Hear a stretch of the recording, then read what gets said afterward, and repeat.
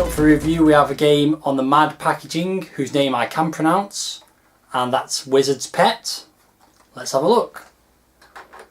Here's the packaging of Wizard's Pet then, and as you can see it says Wizard's Pet in a kind of jumbled up logo, and I guess that is the Wizard's Pet. Well, I'm not sure which one's the Wizard's Pet. Is it the duck or is it the funny little cloudy yellowy thing with a magic wand?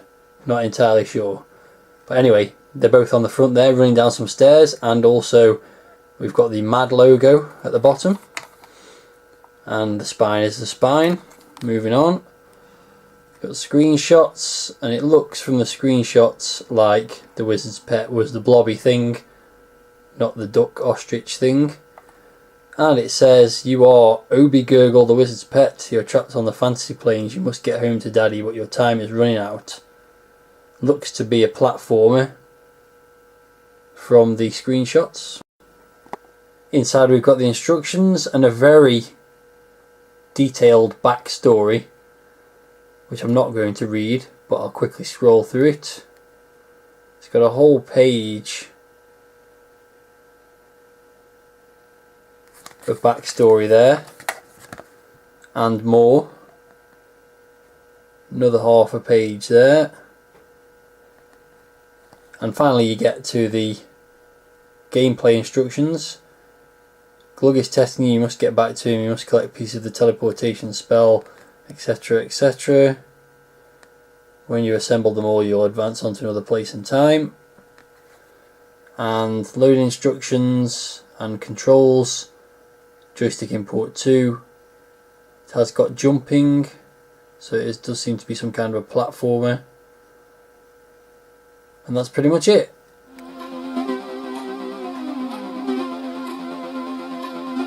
So here's the title screen, some nice music which is by David Whittaker, and quite common for this era of gaming is this kind of glowing, sort of throbbing, metallic looking text. There's a very long scrolling message across the bottom which is telling you how to play the game.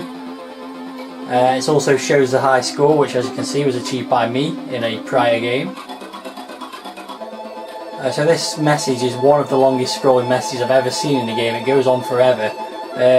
Also on the title screen you can see a little animation of the little character, the Wizard's Pet, who runs along and shoots things.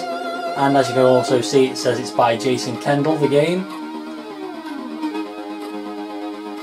I do want to show some of this scrolling text specifically, but it takes a while to come along, so I'm going to pause recording and come back to it in a moment.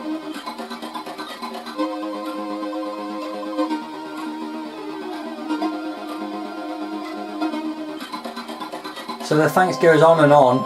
He's thanking Douglas Adams for writing Hitchhiker's Guide to the Galaxy and Bronxky Beat.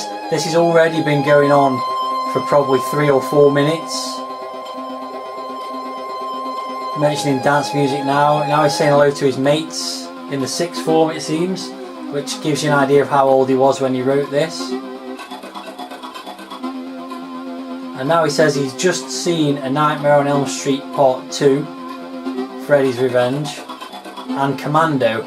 So he's actually doing a movie review in his scrolling text now. As I say, one of the longest scrolling text messages along the bottom of the screen I've ever seen. One more final hello. The next door neighbour's pygmy goat.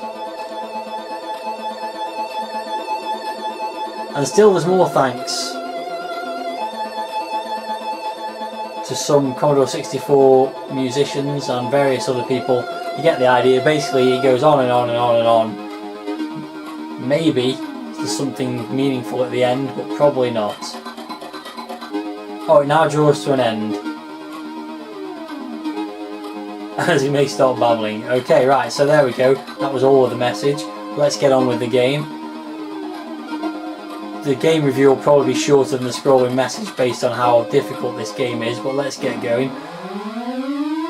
So basically you're the Wizard's Pet, as you can see. It's a kind of scrolling platform game, a run and gun. You get an endless stream of enemies that you've got to dispatch, but the actual idea of the game is to collect these items. You can see one there, it's like a scroll with an S on. So you've got to collect the items and take them to the teleport pad, which I shall also show in a minute. Left and right moves you left and right, fire fires, and up makes you jump.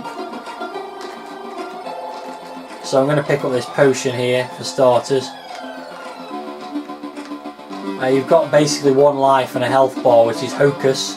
This is the teleport pad here.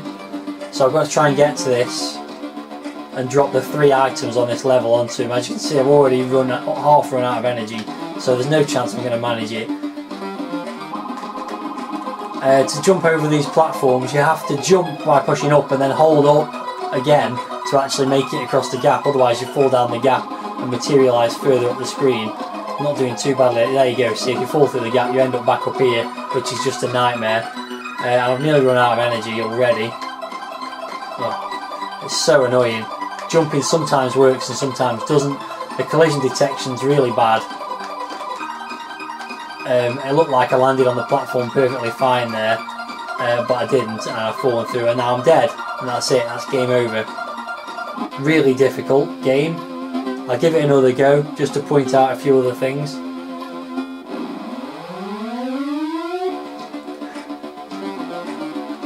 One of which is the collision detection, which is really terrible. Particularly on this section here I've found, you can actually jump into the middle of a platform there.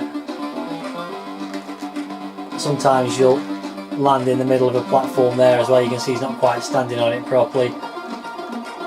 Graphics are quite nice, they've got that sort of blue metallic sort of edge to them, and the main character's cute and his animation's quite cool as well, but it's just absolutely rock hard. Some good music,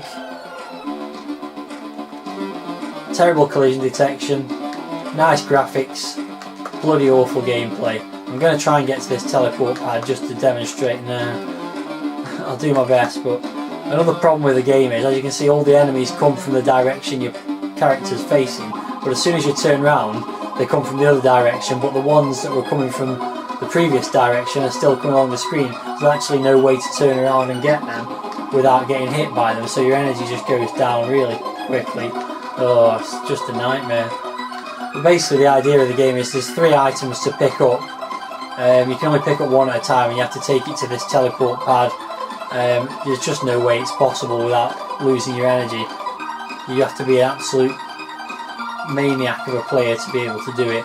So you've seen enough. Basically it's nice presentation, nice graphics, nice sound, crap gameplay, and definitely not worth $2.99 asking price for a MAD release, which is a real shame because it looks great. As I say, I actually quite like the idea and the mechanics, but it's just impossible.